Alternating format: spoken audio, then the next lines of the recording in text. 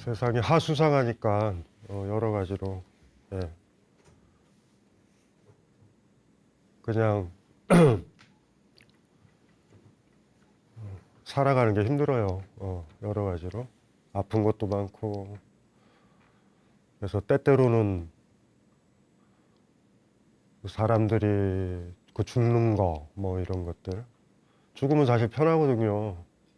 죽음을 예찬하는 게 아니라 집도 필요 없고 음식 걱정도 없고 추위 걱정도 없고 살아있는 거는 그런 걸 다 걱정하는 거잖아. 아픈 것도 느끼고 너무 아픈 사람들이 있으면 또 때때로는 아우 너무 힘들다 죽고 싶어 이러시는 어르신들도 있고 삶이 묘한 것 같아요. 살아있는 거 굉장히 힘들고 아픈데 또 살려고 하고 뭐 그런 게 좀 갑갑해지는 날씨도 서늘해지고 여러 가지 일들도 있고 뭐 이런 것들이 뭐 불교에서는 뭐 두카 팔리어로는 두카라고 그러는데 고통, 삶은 고다라는 이 얘기가 층위가 굉장히 많아요. 그냥 힘들어 뭐 이런 것도 있고 뭐 또 하나가 힘들다라고 느끼는 게 굉장히 소중한 거예요. 살아있으니까 힘든 걸 느끼잖아. 고통을 느끼자. 살아있으니까. 그래서 죽어있는 짐승들 발로 차도 아프다고 안 해요. 살아있는 거 발로 차야 아프다고 하니까. 그러니까 또 재밌는 게 행복이라는 것도 살아있는 존재만이 행복을 느끼는데 그 전제가 고통을 느끼는 것 같아요. 그래서 사실 행복의 정의를 많이 바꿔야 돼요. 그러니까 행복이 있는 게 아니라 고통이 있는데 고통을 덜 느끼게 될 때 우리는 행복이라고 그런다. 1차적으로. 그걸 항상 머릿속에 놓으면 될 것 같아. 그래서 사실은 불교에서 모든 게 고다라고, 모든 거다라고 하는 거는 내 삶도 그렇지만 내 바깥에 있는 것까지도 다 확장될 거예요. 그걸 고라고 딱 느껴지면, 제대로 느껴져, 아픈 게 느껴지면 걔네들을 괴롭히지 않잖아. 그런 게 아마 자비일 거예요. 그 자비라는 느낌이 막 행복하게 해줄 거야, 막 사랑해 줄 거야, 막 이런 느낌이 아니라 약간의 그런 뉘앙스 있죠. 자비라는 느낌이. 그러니까 고통스럽게 안 해주겠다라는 거죠. 그러니까 배고픈 사람이 있으면, 그러니까 배고픔에 고통을 느끼는 사람이 있고 그게 느껴지면 밥을 주는 것 같은. 근데 그게 완전한 해결책은 아니잖아요. 또 먹고 나면 또 배가 또 꺼져 살아있기 때문에. 뭐 그런 문제들 같은 게 들죠. 세상이 고통스럽다, 고라고 느낀다라는 거는 더 이상 고통을 주지 말아야지. 고통을 주지 말아야지라는 어떤 느낌인 것 같아. 우리도 모르게 어떤 사람한테 고통을 주잖아요. 그게 뭐 남편이든 아이든 뭐 가족이든 친구든 간에. 오히려 아는 사람끼리, 막 그런 경우도 많잖아. 그러니까 누구를 행복하게 해주는 거는 뭐 선물 줘서 뭐 그런 게 아니라 그 사람이 느끼는 고통을 가중시키지 않는 것. 그리고 한 단계 더 나아가서 그걸 완화시켜 주는 것. 아픈 사람이면 안 아프게 해주는 것. 살아있으니까 아프게 느끼니까. 그렇다고 해서, 원칙적으로 안 아프게 느끼게 해줄게 하고 죽일 수는 없는 거예요. 사실 그 사람이 죽어버리면 안 느끼니까. 근데 그게 아니라 삶의 과정은 고통의 과정이다. 그러니까 살아있으니까 고통스럽다. 그러면 우리가 그거를 해야 될 게 뭐냐라고 그러면 고통을 완화시켜주는 거. 저 사람 고통을 완화시켜줘야 되겠다. 그 주변을 볼 때 진짜 한번 그렇게 보셨으면 좋겠어. 저 사람 행복해 보여, 행복해 보여를 보지 말고 어떤 사람이 행복해 보이면 고통스러움이 잠시 가셔 있구나, 다행이다. 이렇게 생각하셔야 되고 다 힘들구나로 일단은 생각을 기본적으로 하시면 될 것 같아. 그러니까 힘든 사람, 고통스러운 사람을 더 힘들게 하거나 더 뭐예요? 아프게 하거나 이러지 않는 거. 이게 우리가 할 수 있는 것 같아. 그런 식으로 조금 생각을 해보면 시다르타가 얘기했던 이 고통이라는 그 테마, 그것들이 보통 이제 불교의 세 가지 진리 중에 첫 번째, 일체 계고, 이 세상 모든 것들은 고다. 고다. 뭐 두카라고 얘기했지만 불만족스럽다. 내 뜻대로 되지 않는다. 만족스럽지 않다. 이렇게 번역할 수 있는데 그런 것이 가지는 의미, 그것이 부처가 되는 첫 번째 깨달음. 이게 뭐 부처까지도 갈 필요 없이 자비를 느끼려면.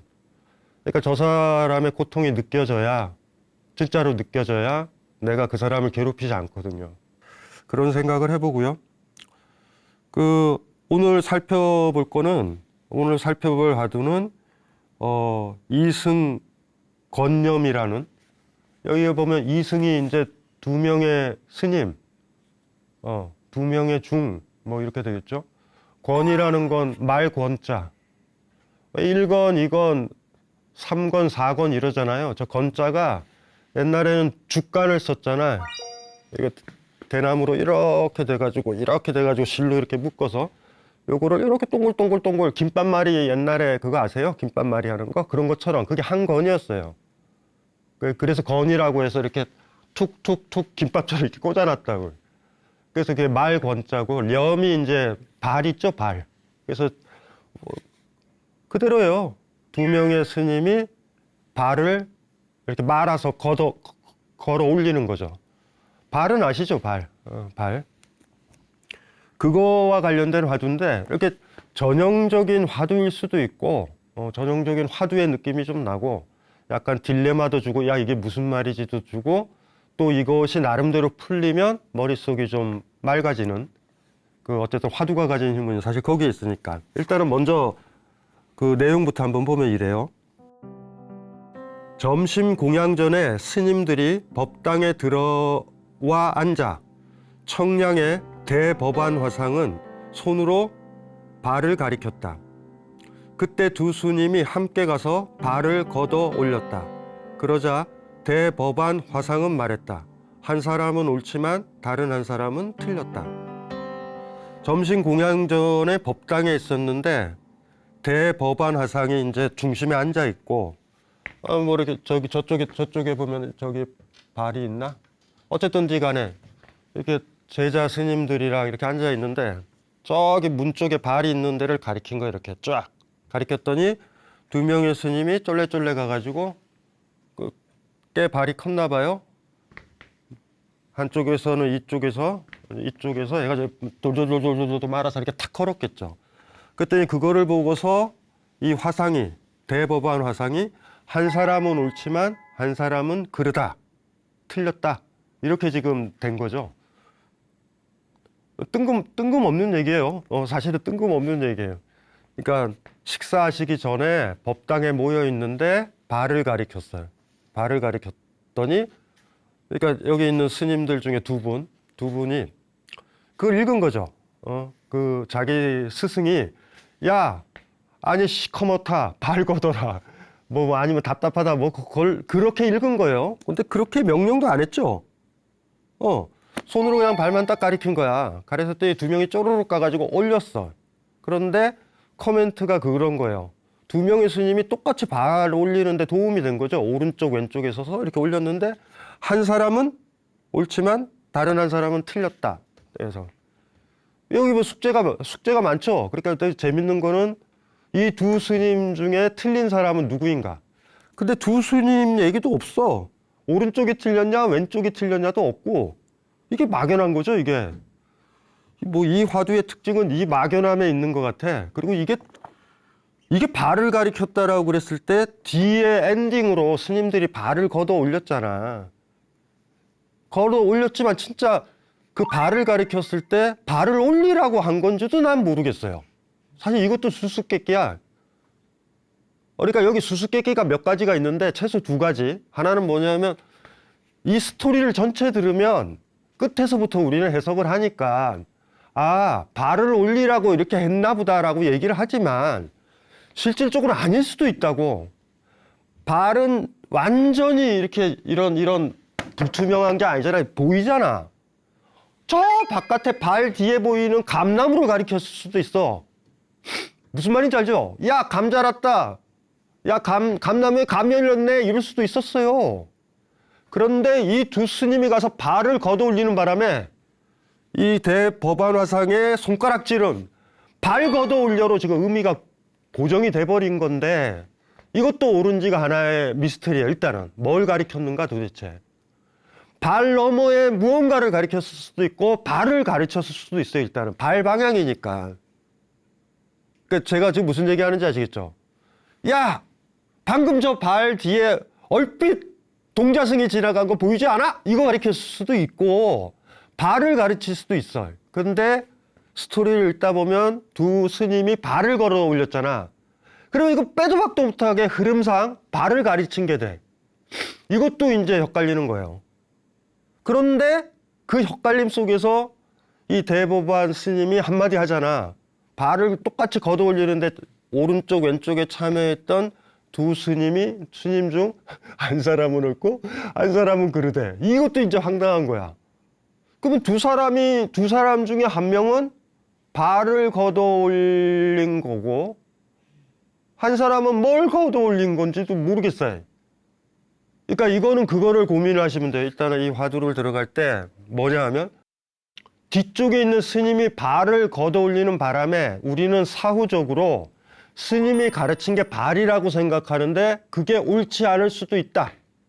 발 너머에 지나가는 동자승을 가리켰을 수도 있고 감나무를 가리켰을 수도 있고 아니면 그냥 파란 하늘을 가르쳤을 수도 있어요. 그런데 두 스님이 발을 이렇게 까르륵 올리는 바람에 대법원 하상도 그래서 주목하는 거야. 진짜 뭘 가르쳤을까? 그게 이렇게 불투명한 거면은 상관없다고. 이게 칠판이잖아. 근데 이게 유리라고 생각해봐요, 유리. 에? 이렇게 가리키면 유리를 가리킨 건지 저 유리 바깥으로 보이는 나무를 가리킨 건지 헷갈리잖아요. 발은 그런 묘한 데가 있어요. 지금 이 비유가. 옛날에는 유리창이 없었단 말이야. 그러니까 이 발은 유리창 역할도 하는 거예요, 일종의. 여기서 여러분들이 일단은 고민을 해봐야 돼. 이 큰 스님이 가르친 건 유리창인지 유리창 너머의 건지. 그러니까 요 버전으로 따지면 발을 가르친 건지 발 사이에 얼핏 보이는 그걸 가리켰는 건지 하나. 두 번째는 그렇기 때문에 그런 거예요. 발을 가르쳤거나 뭐를 가르쳤거나 막 이런 문제가 고민이 돼야지만 뒤에 스님들은 뭐 했어? 뒤에 스님은 우리식으로 따지면 창문을 연 사람들이에요. 그러니까 우리식으로 딱 이게 창문이면 가르치잖아. 아이, 큰 스님이 덥다고 하네 하고 창문을 연 것 같은 거예요, 지금. 근데 창문이 커. 크니까 두 사람이 열었어. 근데 이 큰 스님이 그러잖아. 한 해는 옳고 한 해는 그르다고. 여기도 헷갈리는 거야. 이게 도대체 뭐지? 여기서? 그래서 두 스님 중에 이제 이게 유리창을 발로 변화시키면 되죠.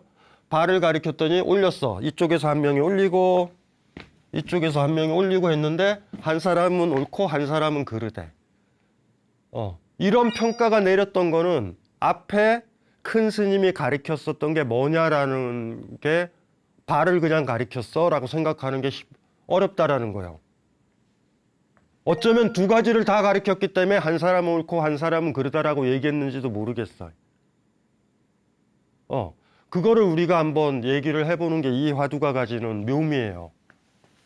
스토리라인을 이렇게 딱 전개할 때 인간의 나쁜 패단이 있어요. 마지막 엔딩 부분으로 모든 앞에 걸 도배하는 경향이 있다고. 제가 농담 삼아 그러잖아요. 너무 아름다운 막 비극적이고 인간의 실존을 다루는 소설이야. 막 너무 재밌고 막 마음도 아프고 어떻게 작가는 이렇게 섬세하게 이런 걸 잡았지 했는데 제일 마지막 엔딩이 연구가 없다. 이렇게 딱 끝나면 다 코미디가 돼버리잖아. 제가 뭔 얘기하는 건지 알죠? 인간이 가진 가장 잘못된 것들 중에 하나가 마지막 엔딩으로 앞에 것들이 다 변화되고 도배돼 버린단 말이야. 의미가 뒤에 붙여지는 경우가 많아. 사실 그것이 우리가 가진 힘이기도 하죠. 아주 잔혹하게 못되게 살았어도 마지막 엔딩 부분에 잘 살면 다 이해가 되잖아. 아, 아빠가 나한테 용돈을 안 준 이유는 이 유산을 물려주려고 했나 보다. 유산 안 물려주고 죽었으면 나쁜 아빠야. 근데 마지막 유산 물려주면 다 이해되는 분위기 같은 거. 마지막 엔딩 부분. 근데 이것도 굉장히 큰 문제죠. 왜냐하면 그렇게 거꾸로 의미 부여를 하면 사실 안 되거든. 사실 안 돼요. 정확하게. 아무리 뒤에 선하게 살아도 내가 악하게 산 건 지워지진 않아. 남들이 뭐라 우리 알잖아. 그래서 어쩌면 마지막에 어떻게 하면 그거를 색칠을 해보고 포장을 해보고 향수를 뿌려볼까 노력을 하지만 향수를 뿌리면 뿌릴수록 스스로는 알지. 썩어가는 생선 아무래도 뭐 향을 피운다 그래서 그게 완전히 사라지지 않는 그 묘한 느낌. 목욕을 안 하니까 향수를 많이 뿌리면 뿌릴수록 목욕 안 한 그 느낌의 냄새가 향수 사이에 미묘하게 나는 거는 본인이 다 안다고. 요 스토리에서도 우리가 그런 걸 가지면 안 될 것 같아. 뒤에 이렇게 지금 이슈가 발을 걷어올리냐 마냐 때문에 앞에 있는 대법관 스님이 가르쳤던 게 발을 가리켰냐 발 너머를 가리켰냐를 고민을 안 하면 안 되는 것 같아. 바로 그 부분 때문에 뒤쪽에 있는 두 스님의 발을 걷어올림이 한쪽은 그르고 한쪽은 틀리다라는 얘기가 나온 거예요. 앞이 이중적이기 때문에. 그래서 그거를 한번 우리가 좀 알아보면, 요거 보면서 사실은 제가 생각이 난 게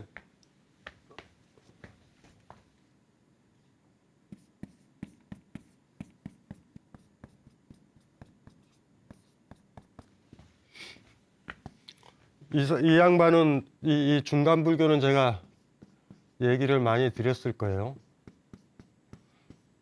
용수 나가르주나가 대표자고 여기는 바수반두라고 세친. 대승불교 쪽에 최고의 이론가들 두 사람, 나가르주나 바수반두. 이 사람은 얘기를 많이 했을 거예요. 뭐 타켓이 뭐냐면 무하잖아. 공 어떤 집착. 제가 누누이 얘기하잖아. 이제 관법품 아예 외웠을 거예요. 예? 내가 없는데 어떻게 나의 것이 있느냐. 아트만이 없는데 어떻게 내 소유가 있느냐. 이런 얘기. 뭐 나가르주나가 했었던 얘기고. 그래서 무아 얘기, 뭐 공 이야기가 많이 나오고, 바수반두 얘기는 별로 안 했어요. 유식불교. 뭐 같은 이론가예요. 이 바수반두와 관련돼서 재밌는 게 하나가 있는 게, 이거 한번 보시면, 삼성이라고 우리가 세상을 볼 때, 그러니까 뭐 안경이 세 종류라고 해야 되나? 아니 이런 거 있어요. 이거 아세요?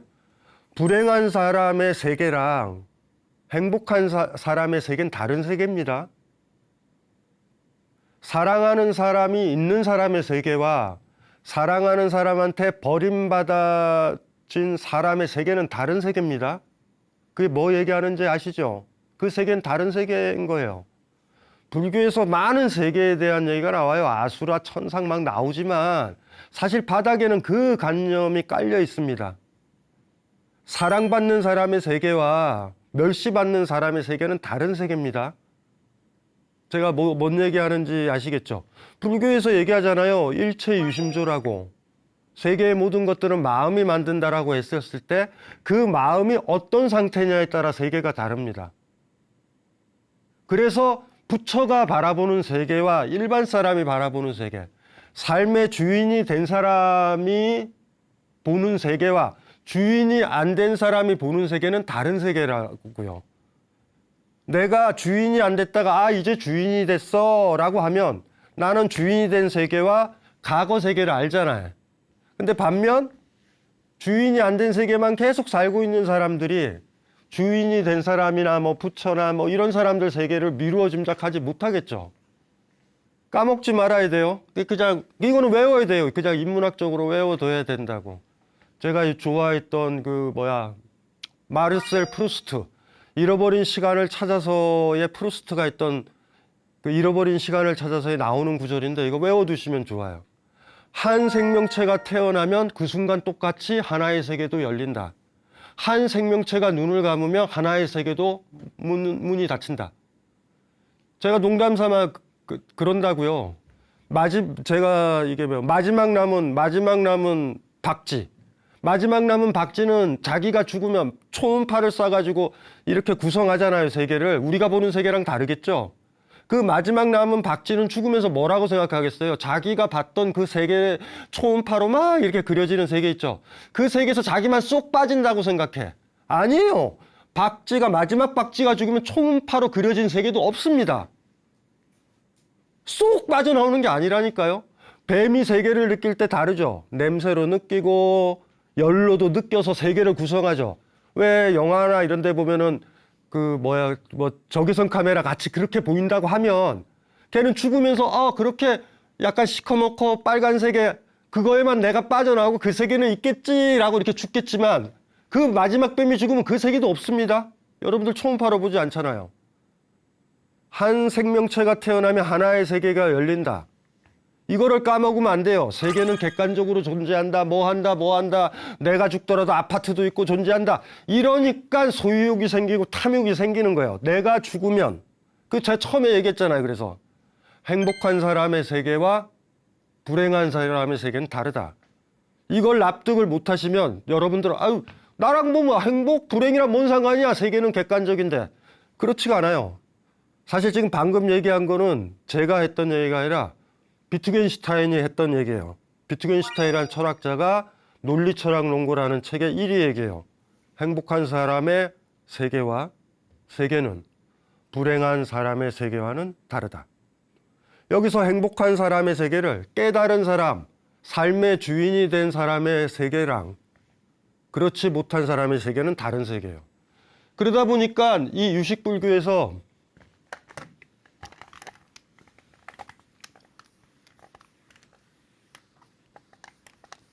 이 바수반두라는 사람이 뭘 얘기를 하냐면 세계를 세 층으로 볼 수 있다라는 얘기를 하는 거야. 순서에 따라. 그게 뭐냐면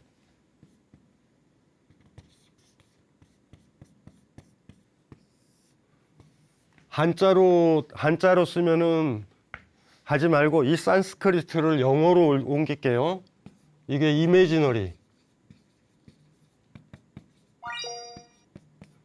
이미지너리의 세계가 있고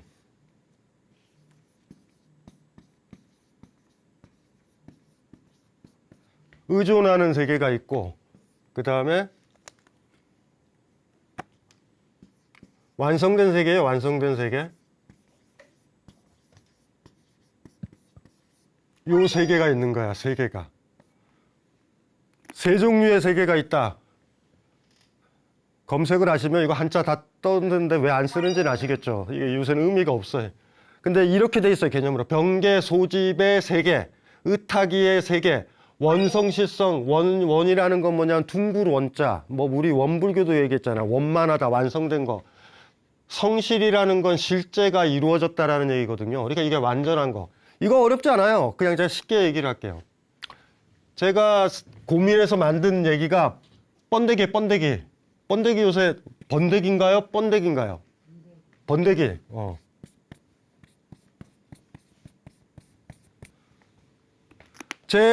저는 어렸을 때 먹었단 말이에요. 이거.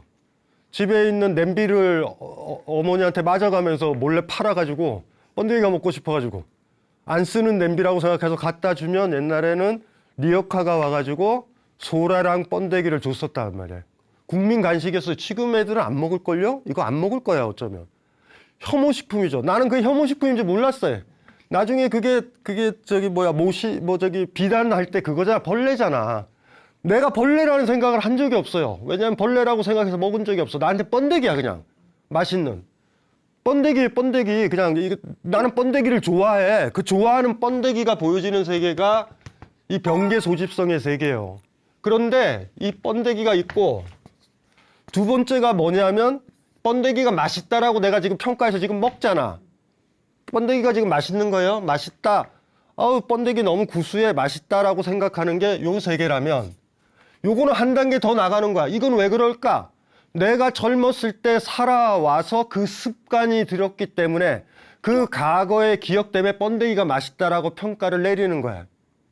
이해되시죠? 그 맛있다고 느끼는 거. 요게 그래서 내 과거 경험.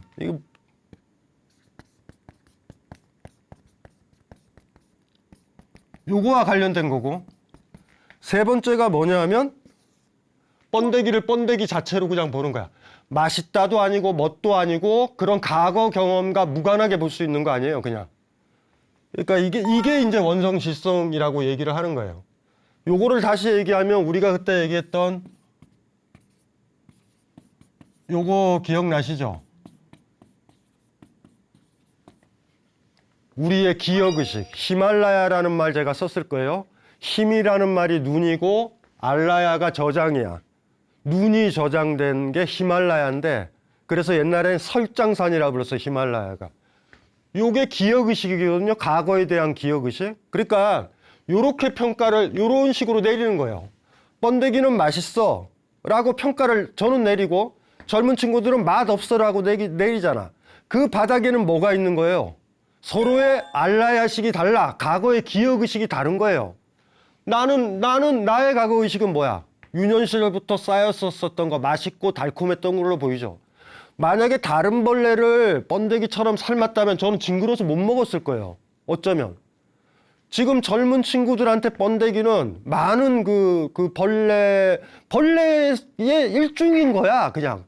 그러니까 먹을 수가 없죠. 근데 우리한테는 번데기는 다른 벌레와 다른 거예요, 그냥. 우린 그렇게 자랐잖아.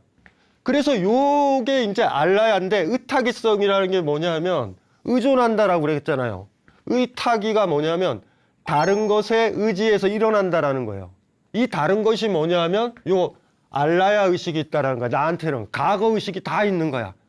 다 다른 거예요. 내가 이 번데기는 맛있다라고 제가 평가 내리는 것도 저의 알라야식 때문에 그래. 거기까지만 고민해도 돼요. 아, 내가 맛있다라는 건 이게 절대적으로 맛있는 게 아니구나. 내 과거 경험이 쌓인 거예요. 쌓여가지고 맛있다고 평가 내리는 거야. 젊은 친구들은 어우 징그러워 이럴 줄 알아요. 번데기는 징그러워 야만이 어떻게 먹어요 이러잖아. 그러면 걔네들의 과거 경험이 쌓여서 그렇게 평가를 내리는 거야. 그런데 나도 아니고 젊은 친구도 아니고 갓 태어난 아이한테 번데기는 뭘로 보일까? 맛있다고 보일까? 징그럽다고 보일까? 그게 아니라니까요. 이래서 요 알라야만 없어지게 되면 세계를 있는 그대로 본다. 이해되시나요? 요게 번데기는 맛있어 라고 집착하는 사람이나 맛있어 무조건 너희들도 맛있어야 돼 라고 제가 주장한다면 그 세계가 있고 젊은 친구들 중에서 그럴 수 있잖아요. 번데기를 어떻게 먹어 징그러워 저거는 혐오식품이야 라고 얘기하는 사람도 있잖아. 그렇게 보고 있는 사람들의 세계가 있고 여기서 두루 여기 요 집이 집착이거든요. 집착. 두루 계산해서 집착된 바의 세계라는 소리예요. 집착된 바의 세계. 집착하죠. 싸우죠. 우리 그런 일 많이 벌어지잖아. 근데 만약에 우리가 싸워왔던 과거 의식이 다르구나를 안다면 그닥 싸우진 않죠. 왜냐면 그 다음 문제는 무슨 문제냐면 우리가 어떻게 하면 경험을 쌓아서 새로운 알라야를 만들 것인가의 문제만 그 시간이 걸리는 거죠. 나의 알라야와 저 사람의 알라야가 다르구나. 그리고 더 고민할 수도 있잖아. 우리가 갈등이 없으려면 어떻게 돼요? 동일한 경험을 하면서 새로운 알라야를 쌓으면 갈등은 없어진다고. 근데 이거 자체가 하루아침에 되는 건 아니잖아. 경험이 쌓인다는 건 만만한 거 아니거든요. 그 다음에 이것까지 해서 요 알라야만 딱 사라지게 되면 원성실성이라고 이게 이 컨스메이트라는 게 정점에 이르렀다라는 거예요. 이거 자체가. 요게 부처의 세계인 거예요. 이렇게 보는 게. 여기에는 그게 없는 거야. 이해되시죠? 알라야가 사라진 존재가 가능하다. 알라야가 사라져야지 세계를 있는 그대로 보는 거잖아. 번데기는 맛있다라고 보지만 이거 현재가 아니라 과거잖아요. 사실 우리가 돌아보면. 내가 맛있다는 경험이 쌓이고 그게 알라야잖아. 저장되어 있었잖아. 내 과거가 쌓였기 때문에 맛있다고 보이는 거니까 현재 모습이 아니니까 이미지널이잖아. 컨슈메이트라니까 이거의 반대니까 사실 이거는 리얼이란 말이에요. 있는 그대로 이거의 반대잖아. 이렇게 있는 그대로 보는 거예요. 그냥 상상이 아니라 지금 이 시점에 있는 그대로 보는 거야. 일체 편견과 선입견이 없고. 알라야가 일종의 선입견 같은 거일 수도 있잖아요. 논리적으로는. 왜 이게 상상적인지 아시겠죠? 요 도식 속에 들어있는 게 유식불교예요. 그러니까 유식불교를 외우면은 보통 이제 약간 아는 척 하려면 한자로 병계소집성, 의타기성, 원성실성 이렇게 얘기하면 돼요. 병계소집성은 뭐예요? 현재라고 생각을 하지만 우리가 싸우고 집착하고 이게 진짜야라고 하지만 사실은 과거 경험에 의지해서 본 거잖아요. 두 번째는 그 과거 경험까지도 생각을 해서 보는 거야. 내가 번데기를 좋아하는 건 나의 알라야가 그래. 내 아이가 번데기를 싫어하는 건 내 아이의 알라야가 다르기 때문에 그래. 이해하는 거고. 앞에 거는 그 과거 경험을 생각도 않고 막 둘이 싸우는 거예요. 막 집착하고. 번데기는 맛있어. 어떻게 먹어? 아빠는 그러죠. 너 안 먹으면 용돈 없다. 아들은 그러죠. 나 집 나간다. 폭력이다. 이런 세계가 병계 소집의 세계예요. 요 세계. 요것만 가도 되죠. 근데 한 단계 더 가보자는 거지. 우리는 내 앞에 주어져 있는 걸 있는 그대로 보는가? 꼬맹이들의 시선처럼 세계를 보는가? 우리는 저건 노숙자야, 저 사람은 검사야, 저 사람은 대통령이야 구별하지만 꼬맹이는 그게 없거든요. 있는 그대로 보거든, 느낌적으로 보거든. 그래서 그 옛날 동화도 나왔잖아요. 임금님은 벌거벗었네. 딴 사람들은 다 그러잖아요. 똑똑한 사람한테는 옷이 보일 거야, 벌거벗어. 꼬맹이는 그냥 한마디 얘기잖아. 벌거벗었는데 그 세계가 이 원성시성에 있는 그대로 보는 세계가. 제가 왜 이거를 이렇게 떠들었냐면 요거 한번 보세요. 아까 얘기했었던 거. 기억나죠? 발 기억나죠? 요거는 발을 올린 거예요. 발이 있잖아요. 발이 있고 저 바깥에 있죠. 바깥이 파란 하늘이라고 봅시다. 저 바깥이 파란 하늘이라고 봅시다. 그리고 발이 이렇게 있어. 발이 내려진 상태라고 그러지만 보인다 그랬죠. 발이 내려진 상태에서 파란 하늘이 보일 수 있잖아요. 그렇게. 이 발이라는 게 지금 이 발이라는 걸 알라야식처럼 한번 생각을 해보시라는 거예요. 요게 그리고 발을 걷어 올리고 일체 발이 없이 걷어 올린 상태에서 본 파란 하늘을 이거라고 한번 보잔 말이에요. 발이 내려진 상태지만 완전히 어두운 거 아니에요? 사이로 보입니다. 그 사이로 보이는 게 아까도 얘기했잖아. 맛있게 보이는 번데기라든가 혐오스럽게 보이는 번데기 같은 거야. 여기서 보면 맛있고 맛없고라는 거는 이 발과 관련이 되어 있단 말이에요. 그래서 이렇게 생각을 하죠. 그냥 번데기로 가지 말고, 번데기로 가면 헷갈리니까 가지 말고, 발이 내려진 상태에서 법당에서 바라보는 파란 하늘, 파랗지 않겠죠? 좀 다르겠죠? 어둡겠죠? 그 다음에 발이 있어요. 그 다음에 발을 올렸을 때 바라보는 파란 하늘이 있어. 이제 거의 근접해지는 거예요. 이렇게 되면. 대법원 스님이 뭘 가르쳤을까? 발을 가르쳤을 때. 이 복잡해지는 거예요. 너희들이 보고 있는 파란 하늘이라는 건 발에 의해서 걸려져 있는 거야를 가르쳤을 수도 있고, 그리고 그 발을 지목할 수도 있어요. 또 하나가 뭐냐면 발을 걷어 올려라 돼서 발 바깥에 있는 파란 하늘을 가리켰을 수도 있어. 요거를 이제 머릿속에 떠오르면 되죠. 그러니까 발 내린 상태에서 바라본 파란 하늘, 파란 하늘. 발이 있고요. 발을 올린 상태에서 본 파란 하늘. 요 상태를 머릿속에 그려놓으면 여기 방금 우리가 봤던 이승걸렴이란 화두 바닥에는 유식적인 불교의 입장이 사실은 깔려 있는 거거든요. 그래서 다시 한번 요 화두로 한번 화두 내용을 한번 보세요. 점심 공양 전에 스님들이 법당에 들어와 앉자 청령의 대법원 화상은 손으로 발을 가리켰다. 그때 두 스님이 함께 가서 발을 걷어 올렸다. 그러자 대법원 화상은 말했다. 한 사람은 옳지만 다른 한 사람은 틀렸다. 여기서 중요한 게 발만 보시면 이제 실패를 하게 된 거야. 지금 뭘 가리켰을까라는 거죠. 이렇게 딱 가리켰을 때 발을 가리켰는지, 발 너머 틈 사이로 보이는 그걸 가리켰는지, 그리고 그 틈 사이로 보이는 그 파란 하늘은요, 발을 다 걷었을 때 보이는 파란 하늘과 다릅니다. 이해되시죠? 제가 뭘 얘기를 하는지. 그건 다릅니다. 그거는 걷어올리면 알아요. 이렇게 파랬고 이렇게 날씨가 쾌청했어? 이런 느낌이 들어요. 발이라는 거 아시잖아요. 이렇게 강력한 햇빛도 맞고 그러잖아. 그러니까 지금 뭘 가리켰을까를 봐야 되는 거죠. 일단은 발, 하나 있죠, 발. 그 다음에 발 사이에 보이는 파란 하늘도 있어요. 여기까지는 일단은 보여. 일단은 이 안에 있는 스님들도 다 그건 생각을 해. 생각할 수 있어. 그런데 발이 쳐져 있기 때문에 아직도 다 못 본 건 뭐냐면 파란 하늘이에요. 발을 걷어올리는 파란 하늘. 그건 아직은 못 본 상태야. 요거를 이제 고민을 하시면 법안화상이 지금 왜 이 얘기를 했고, 요거를 심각하게 고민을 해야 두 스님 중에 하나는 옳고 하나는 틀리다라는 얘기가 무슨 얘기인지가 이제 우리가 이제 이해가 되기 시작하는 거예요. 대충 이제 감의 흐름은 가세요? 만약에 법안 스님이 가르쳤던 게 너희들이 아무리 세계를 너희들 생각하고 너희들 알라야 식에 의해서 매개된 형식으로 일종의 선글라스를 끼고 세계를 보는데 선글라스를 빼고 한번 봐라 라는 가르침이라고 그러면 지금 중요한 건 이걸 벗어라. 이게 선글라스가 중요한 게 아니에요. 발. 그래서 한 사람은 발을 지금 걷어 올리고 있어. 발을 치워라로 입고 있어요.